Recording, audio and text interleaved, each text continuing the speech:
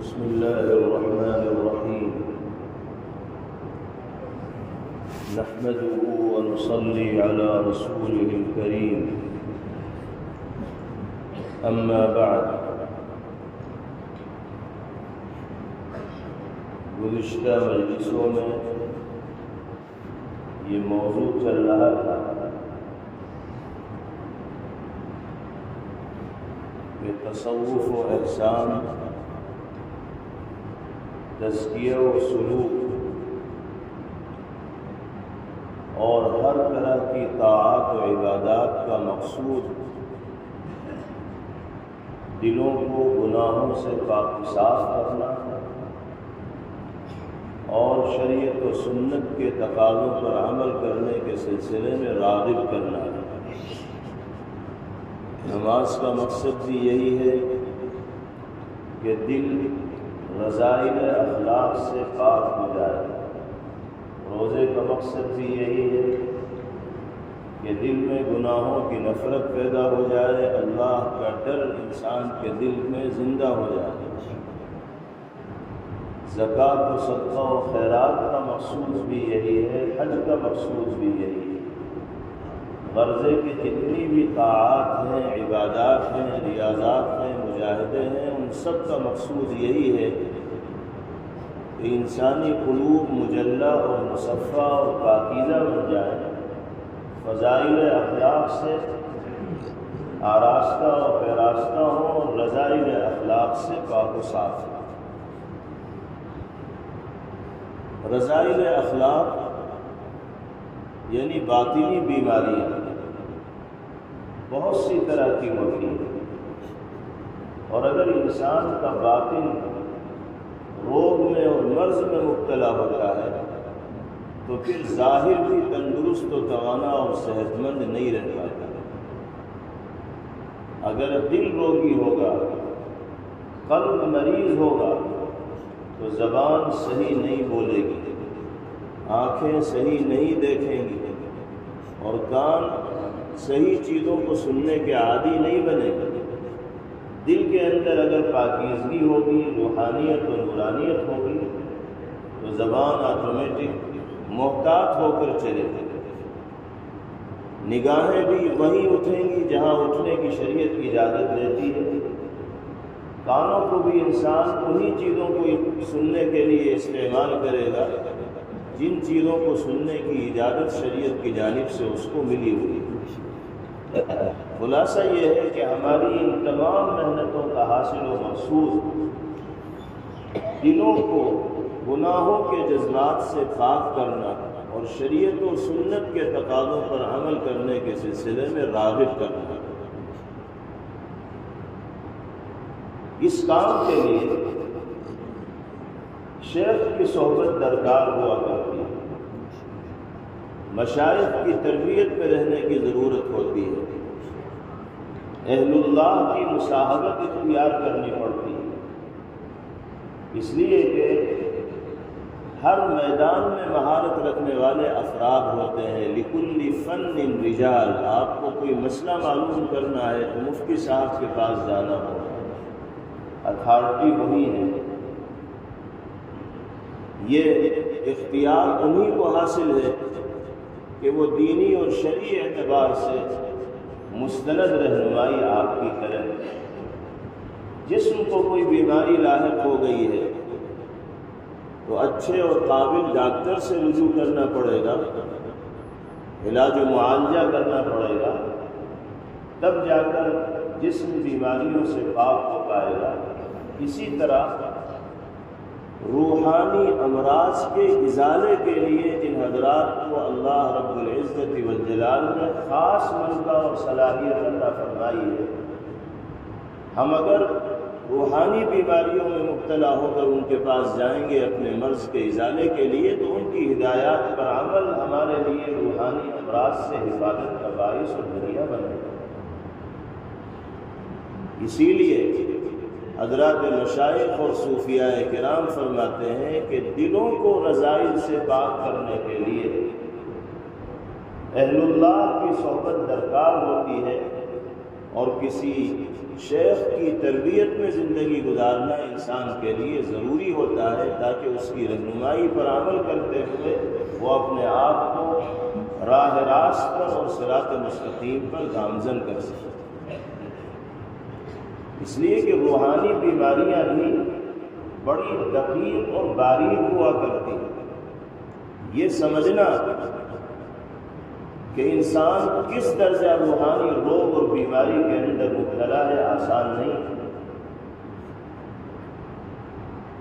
جیسے ایک چیز ہے تکبر، تعلی، اپنی بڑائی ظاہر کرنا، یہ روگ ہے، ام الامراض ہے، روحانی بیماریوں کی جڑ ہے، جس کے ذہن و دماغ میں بڑائی کا خناس پیدا ہو جائے گا تو طرح طرح کے مفاسد و بگاڑ اس کی زندگی میں دیکھنے کو ملیں گے۔ اسی سے ملتی جلتی ایک دوسری چیز ہے جس کو عزت نفس کہا جاتا ہے۔ دونوں میں زیادہ فرق نہیں ہے، لیکن عزت نفس مطلوب ہے اور تعلی ممنوع ہے۔ اب دونوں میں فرق کیسے ہوگا کہ کہاں ہمیں عزت نفس کا مظاہرہ کرنا ہے اور کہاں ہمیں تعلی اور تکبر سے بچنا ہے؟ یہ فرق آپ کو اہل اللہ کی صحبت میں رہ کر ہی حاصل ہوگا۔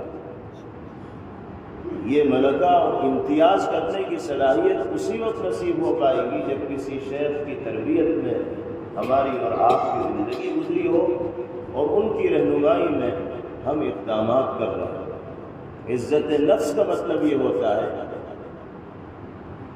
کہ اپنے نفس کو مجروح نہ ہونے دینا اور خوددار ہو کر زندگی گزارنا۔ خوددار ہونے کا مطلب یہ نہیں ہے کہ آدمی دوسروں کے مقابلے میں اپنے کو بڑا ظاہر کرے، تفوق و برتری کا جذبہ اس کے اندر پیدا ہو۔ تو اس طرح کی تمام چیزیں اسی وقت ہمیں معلوم ہو پائیں گی جب کسی شیخ کی صحبت ہمیں نصیب ہو اور ان کی رہنمائی میں زندگی گزارنے کا موقع ہمیں میسر ہو۔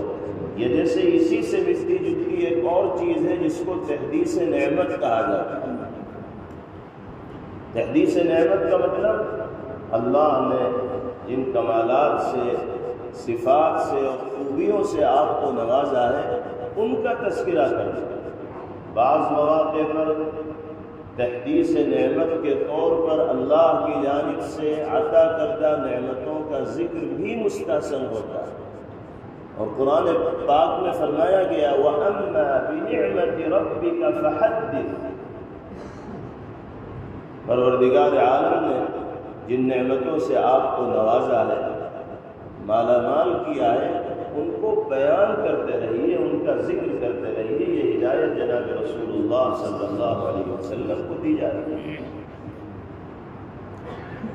اب ایک یہ ہے کہ آدمی اپنی خوبیاں، اپنے کمالات، اپنی صفات لوگوں کے درمیان بیان کرے اس نیت سے کہ میری برتری اور تعلی ظاہر ہو جائے، تو یہ گناہ ہے۔ لوگ ایسے آدمی کو کہیں گے تو اپنے منہ میاں مٹھو بنا ہوا ہے، ایک محاورہ مشہور ہے کہ اپنے ہی گنگان کر رہا ہے، اپنی تعریف میں لگا ہوا ہے۔ تو یہ چیز مستحسن اور پسندیدہ نہیں ہے بلکہ شرعاً ممنوع ہے۔ لیکن یہی کام اگر تحدیث نعمت کے جذبے کے ساتھ کیا جائے گا تو یہ مستحسن و مطلوب ہے۔ اب یہ صلاحیت کیسے پیدا ہو پائے گی کہ کب ہم صفات و کمالات کا تذکرہ تحدیث نعمت کے طور پر کر رہے ہیں اور کب تعلی و تکبر کے جذبے کے ساتھ کر رہے ہیں؟ جب انسان کسی ماہر کی تربیت میں رہ کر زندگی گزارے گا تبھی اس کو یہ فرق محسوس ہو پائے گا کہ کب کس انداز میں کیا کام کرنا۔ تو قلب کے جو روگ ہیں، بیماریاں ہیں، ان کا ازالہ تصوف و احسان کا مقصود ہے، اور اس ازالے کے لیے، ان بیماریوں سے حفاظت کے لیے کسی ماہر فن کے دامن سے وابستہ ہونا ضروری ہوا کرتا ہے۔ اسی لیے شیخ کی صحبت اختیار کرنے کی ترغیب دی جاتی ہے۔ دوسری بات، ہم سب کو یہ بھی ذہن میں رکھنا چاہیے کہ ہم سے بہتر کوئی نہیں جانتا کہ ہمارے اندر کتنے رذائل ہیں، کتنی خرابیاں ہیں، کتنے نقائص ہیں۔ انسان اپنے دل کی کیفیت کو جتنا جانتا ہے، کوئی دوسرا اس کے دل کی کیفیت کو اتنا نہیں جان سکتا۔ ہم شیخ محترم سے وابستہ ہوئے ہیں تو ہمیں اپنے دل کی کیفیات ان کے سامنے ذکر کرنی ہوں گی، اور جن رذائل کو ہم اپنے قلب کے اندر محسوس کرتے ہیں ان کا تذکرہ معالج کے سامنے کرنا ہوگا۔ اگر ڈاکٹر کو ہم صحیح کیفیت بتائیں گے نہیں تو وہ علاج کیسے کریں گے؟ اور پھر اس میں ضابطہ یہ ہے کہ سارے رذائل کو یکبارگی نہ اڈیل دیا جائے، بلکہ تدریجاً، مرحلہ بمرحلہ، رفتہ رفتہ ایک ایک رذیلے کا تذکرہ کیا جائے، اور پھر اپنے دل میں جھانک کر محاسبہ کیا جائے کہ شیخ کی رہنمائی کے بعد اس رذیلے میں کمزوری محسوس ہو رہی ہے نہیں ہو رہی ہے۔ جو ہدایات ملی ہیں اس کے تقاضے پر عمل کرنے کے نتیجے میں وہ روگ دور ہوا نہیں ہوا۔ مثال کے طور پر بے جا غصہ ایک رذیلہ ہے، قلبی اور روحانی بیماری ہے۔ فی نفسی غصہ یہ انسان کی فطرت ہے، اور بعض مواقع پر غصہ آنا چاہیے، نہ آنا یہ خلاف شریعت ہے۔ اس لیے غصے کو جڑ سے اکھاڑ دیا جائے تو یہ تو فطرت کی خلاف ورزی ہے۔ اگر ایسا کر دیا جائے تو آدمی کو بہت سی جگہ جان و مال کا نقصان اٹھانا پڑے گا۔ اس لیے غصہ جڑ سے ختم کرنے والی چیز نہیں ہے، غصہ رہے لیکن اعتدال میں رہے، اور آدمی یہ سمجھے کہ کہاں مجھے غصہ کرنا ہے اور کہاں مجھے غصہ نہیں کرنا ہے۔ بیجا غصہ رذیلہ ہے، نفس غصہ رذیلہ نہیں ہے۔ غصہ اعتدال میں کیسے ہوگا، اور کہاں ہمیں غصہ کرنا ہے، کہاں غصہ نہیں کرنا ہے، یہ سب چیزیں ہمیں اسی وقت معلوم ہو پائیں گی جب قرآن و سنت کی روشنی میں رہنمائی کرنے والے افراد کی صحبت ہمیں میسر ہو۔ ورنہ تو بھاری نقصان انسان کو اٹھانا پڑ سکتا ہے۔ حضرت مولانا مفتی محمد شفیع صاحب نور اللہ مرقدہ نے ایک نواب صاحب کا واقعہ تحریر فرمایا کہ آدمی اگر غصے کے موقع پر بھی غصے کا استعمال نہ کرے تو اس کا کیا حال ہوتا ہے۔ ایک نواب صاحب تھے جو بڑے ضابطے کی زندگی گزارتے تھے۔ انہوں نے پورا ٹائم ٹیبل بنا رکھا تھا، صبح سے شام تک اور شام سے صبح تک، کہ اتنے بجے سے اتنے بجے تک یہ کرنا ہے، اتنے بجے سے اتنے بجے تک یہ کرنا ہے، اتنے بجے سے اتنے بجے تک یہ کرنا ہے۔ اسی ٹائم ٹیبل کے مطابق وہ کام کیا کرتے تھے، ان کا مزاج تھا۔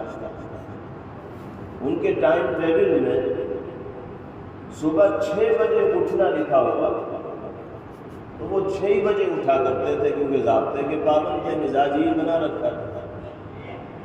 ایک مرتبہ اتفاق سے 5 بجے آنکھ کھل گئی نواب صاحب، تو بستر پہ ہی پڑے رہے کہ ابھی تو ضابطے کی نیند کا وقت چل رہا ہے، اٹھ کے کیا کروں گا، جب 6 بجیں گے تو اٹھوں۔ اسی بیچ میں بندر گزارا گھر، اور اس نے ہڑدنگ مچائی، ادھر کی چادر ادھر ڈالی، ادھر کی چادر ادھر ڈالی، یہ سامان ادھر پھینکا، وہ سامان ادھر پھینکا، کچھ لے کے چلا گیا، کچھ خراب کر دیا، اور یہ پڑے دیکھ رہے۔ گھنٹے بھر اس نے ہڑدنگ مچائی، ادھر ادھر کی حرکتیں کی، ان کو ہل کر بندر کو بھگانے کی صورت سامنے نہیں آئی، اور جب 6 بج گئے تو بستر سے اٹھے اور گھر والوں کو ڈانٹنا شروع کر دیا کہ تم دیکھتے نہیں ہو، بندر آیا اور سارا خراب کر کے چلا گیا، تم میں سے کسی کو آ کر بندر کو بھگانے کی ہمت نہیں ہوئی۔ تو گھر والوں نے کہا کہ آپ دیکھ رہے تھے بندر کو یہ سب کرتے ہوئے، آپ بھی اسے بھگا دیتے۔ تو نواب صاحب کہنے لگے میرے تو ضابطے کے سونے کا ٹائم چل رہا تھا، میں کیا بھگاتا۔ تو حضرت مفتی صاحب نے اس واقعے کو ذکر کر کے فرمایا کہ دیکھیے، موقع پر غصے کا استعمال نہ کرنا انسان کو اس انجام تک پہنچاتا ہے۔ اب جہاں غصہ کرنا چاہیے وہاں غصہ ہوتے نہیں، اور جہاں غصہ نہ کرنا چاہیے وہاں بالکل آگ بگولا بنے رہتے ہیں۔ خاص طور سے بیوی تو بالکل نشانے پہ ہوتی ہے، ذرا سی کوئی بات مرضی کے خلاف ہوئی بس فوراً آپے سے باہر اور زبان بے لگام، اور 3 سے پہلے تو رکتا ہی نہیں کوئی۔ پتہ نہیں کتنے گھروں کی صورتحال اسی غصے کی وجہ سے خراب ہوا۔ تو بیجا غصہ رذیلہ ہے، اس رذیلے کو اپنے دل سے دور کرنے کے لیے ایسے لوگوں کی صحبت اختیار کرنی ضروری ہوتی ہے جو قرآن و سنت کی روشنی میں رہنمائی کرتے ہوئے بتائیں کہ کہاں غصہ کیا جانا چاہیے اور کہاں غصہ نہ کیا جانا چاہیے۔ اور یہ شیخ کی صحبت ہی سے انسان کو حاصل ہوتا ہے۔ اسی طریقے سے حسد ہے، شہوت ہے، بدنیتی ہے، ناشکری ہے، بے صبری ہے، ایک طویل فہرست ہے رذائل کی جن کا تذکرہ پہلے بھی اس مجلس میں ہوا ہے۔ ان تمام رذائل کو دور کرنے کے لیے اہل اللہ کی صحبت درکار ہوا کرتا ہے۔ اور حضرات مشائخ رحمہ اللہ فرماتے ہیں کہ اللہ والوں کی صحبت اختیار کی جائے، شیخ کے دامن سے وابستہ ہوا جائے اور 2 چیزوں کا التزام کیا جائے تو فائدہ ہوگا۔ نمبر 1 اطلاع، نمبر 2 اتباع۔ کسی شیخ سے وابستہ ہوئے ہیں تو 2 کام مستقل کرنے ہوں گے۔ نمبر 1 اطلاع، نمبر 2 اتباع۔ اطلاع کا مطلب اپنے احوال سے وقتاً فوقتاً شیخ کو باخبر کرتے رہے، اور احوال سے باخبر کرنے کا مطلب یہ نہیں ہے کہ اپنی پریشانیوں کے دکھڑے شیخ کے سامنے بیان کریں، وہ تو ضمنی چیزیں ہیں، دعاؤں کی درخواست کی جائے۔ اصلی چیز یہ ہے کہ جو قلبی روگ محسوس کیے جا رہے ہیں ان کا تذکرہ شیخ کے سامنے کیا جائے۔ عام طور پر ہم یہ سمجھتے ہیں کہ بیعت کا مطلب یہ ہے کہ شیخ کے ہاتھ میں ہاتھ دے دیا تو اب دنیا بھی بن جائے گی اور آخرت بھی بن جائے گی، کاروبار بھی بڑھ جائے گا، گھر میں بھی برکتیں آ جائیں گی، زندگی کی گاڑی بالکل صحیح راستے کے اوپر چلنے لگے گی۔ اور عام طور پر تذکرے شیخ سے اپنی اسی طرح کی پریشانیوں کے کیے جاتے ہیں، کاروباری الجھنوں کے، گھریلو الجھنوں کے اور دوسرے جھگڑوں کے۔ حالانکہ اصالتاً دل کی اصلاح کے حوالے سے گفتگو شیخ کے سامنے ہونی چاہیے، اپنے دل کی کیفیت ان کے سامنے رکھنی چاہیے کہ غصے پہ قابو نہیں پا پاتا، بدنگاہی پہ قابو نہیں پاتا، زبان کے صحیح استعمال پر قدرت حاصل نہیں ہو پا رہی ہے، حسد و بغض و کینے کے جذبات دل کے اندر محسوس ہو رہے ہیں۔ یہ سب چیزیں جب معالج روحانی کے سامنے رکھی جائیں گی پھر وہ ہدایات جاری کریں گے، اس پر عمل ہوگا تو انشاءاللہ ان بیماریوں سے چھٹکارا ملے گا۔ اطلاع کا مطلب یہ ہے کہ وقتاً فوقتاً اپنے احوال سے باخبر کیا جاتا رہے۔ اور دوسری چیز ہے اتباع۔ اتباع کا مطلب کہ جو ہدایت شیخ نے جاری کر دی تو اس پر عمل کرنا ہے، یہ نہیں کہ بس ایک کان سے سنا اور دوسرے کان سے نکالا۔ اطلاع و اتباع اگر جاری رہے گی تو انشاءاللہ مقصود حاصل ہوگا، رذائل سے اللہ نے چاہا پاک ہوں گے اور فضائل اخلاق سے آراستہ ہوگا۔ اللہ رب العزت والجلال نے آپ تمام حضرات کو اس مبارک خانقاہی نظام اور سلسلے سے مربوط ہو کر اور جڑ کر زندگی گزارنے کا موقع میسر فرمایا۔ شیخ محترم کی صحبت میں عشر اخیرہ گزارنے کے لیے آپ حضرات اس مسجد میں تشریف فرما ہے، جمع ہے۔ ہم سب کا مقصود اپنے نفس کی اور قلب کی اصلاح ہونی چاہیے، اور یہاں سے جائیں تو ہمیں اپنی زندگی کے اندر تبدیلی محسوس ہونی چاہیے۔ ہم اپنے دل میں جھانک کر دیکھیں اور ایک کاغذ پہ لکھیں کہ کتنی روحانی بیماریاں اور قلبی روگ ہم اپنی زندگی کے اندر محسوس کرتے ہیں۔ خود ہم اپنے دل کے اندر جھانک کر دیکھیں، لکھ لیں، ایک فہرست بنا لیں، اور پھر روزانہ کئی مرتبہ اس فہرست کا مطالعہ کریں اور اپنے نفس کو اس بات پر آمادہ کریں کہ وہ بیجا غصے سے بھی بچے، حسد و بغض سے بھی بچے، شہوت و حرص کے تقاضوں پر عمل کرنے سے بھی بچے، اور دیگر امراض قلبیہ سے بچ کر زندگی گزارنے کا عادی ہو، اور شیخ سے اس سلسلے میں مراجعات کر کے رہنمائی حاصل کی جائے، اور جو ہدایات ان کی طرف سے ملے اس کی اتباع اور پیروی کی جائے، تو انشاءاللہ دل کی دنیا بدلے گی، قلب روشن ہوگا، روحانیت و نورانیت محسوس ہوگی، اور پھر عبادات و طاعات میں جو لطف حاصل ہوگا وہ زبان سے بیان نہیں کیا جا سکتا۔ اللہ تعالی